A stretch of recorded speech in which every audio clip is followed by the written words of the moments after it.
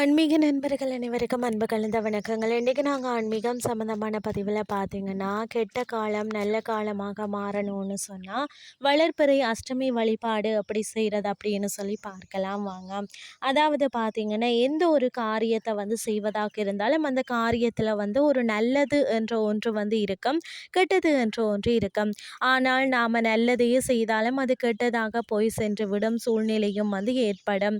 நாம் எவ்வளவுதான் முயற்சி செய்தாலும் நம்மளுடைய நேரமானது நம்மளுடைய முயற்சிகள் அனைத்தையும் வீணாக்கி கஷ்டத்துக்கு உட்படுத்தும்னு சொல்லலாம். அப்படிப்பட்ட பொல்லாத நேரமும் நல்ல நேரமாக மாறுவதற்கு வளர்பிறை அஷ்டமி நாளில் நம்ம செய்ய வேண்டிய எளிமையான ஒரு வழிபாட்டு முறையை பற்றி பார்க்கலாம் வாங்க. நம்ம மேற்கொள்ளும் முயற்சிகள் அனைத்தும் வெற்றி பெறணும்னு சொன்னால் அதற்கு தெய்வத்தின் அருள் என்பது வேண்டும். நமக்கு நல்ல நேரம் இருந்தால் தானே நாம் செய்யக்கூடிய எந்த ஒரு காரியமாக இருந்தாலும் அது நல்ல விதமாக நடைபெறும்.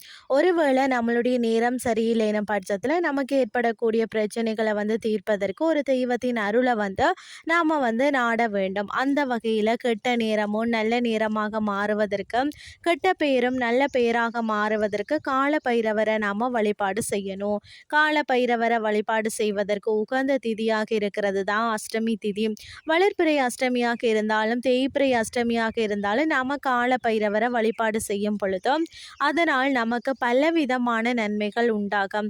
நம்மளுடைய கெட்ட காலம் நல்ல காலமாக மாறும் என்றால் காலங்களுக்கு அதிபதியாக இருக்கக்கூடிய கால பைரவரை நாம் சரணாகதி அடையணும்னு தான் சொல்லணும். அதாவது பார்த்தீங்கன்னா, ராகு காலத்தில் கால பைரவரை வழிபாடு செய்வது என்பது மிகவும் சிறப்பு. அதாவது பூஜை அறையில் தீபத்தை ஏற்றி வைத்துட்டு கால பைரவரின் பின்வரும் நான் சொல்லக்கூடிய இந்த மந்திரத்தை நீங்கள் 11 முறை எழுதி கையில் வைத்து கொண்டு முழு மனதோடு உங்களுடைய கெட்ட காலம் நல்ல காலமாக மாறணும்னு சொல்லி முழு மனதோடு வேண்டிக் கொள்ளுங்கள். பிறகு தெருநாய்களுக்கு உங்களால் இயன்ற ஏதாவது ஒரு உணவுப் பொருட்களை வாங்கி நீங்கள் தானமாக கொடுக்கலாம். இந்த முறையில் நீங்கள் செய்வதன் மூலம் உங்களுக்கு இருக்கக்கூடிய எப்பேற்பட்ட பொல்லாத நேரமாக இருந்தாலும் அந்த நேரம் அனைத்தும் மாறி நல்ல நேரம் உண்டாகும். நம்மளுடைய முயற்சிகள் அனைத்தும் வெற்றி அடையும்னே சொல்லலாம்.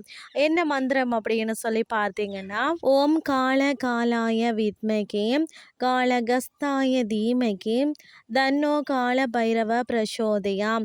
மிகவும் ஒரு எளிமையான இந்த மந்திரத்தை 11 முறை மட்டும் நீங்கள் கால பைரவரை மனதார நினைச்சு எழுதி வழிபாடு செய்தீங்கன்னா உங்களுடைய கெட்ட காலம் அனைத்து நல்ல காலமாக மாறும் என்ற தகவலையும் கூறி இன்றைய ஆன்மீகம் சார்ந்த பதிவை நிறைவு செய்து கொள்கிறேன்.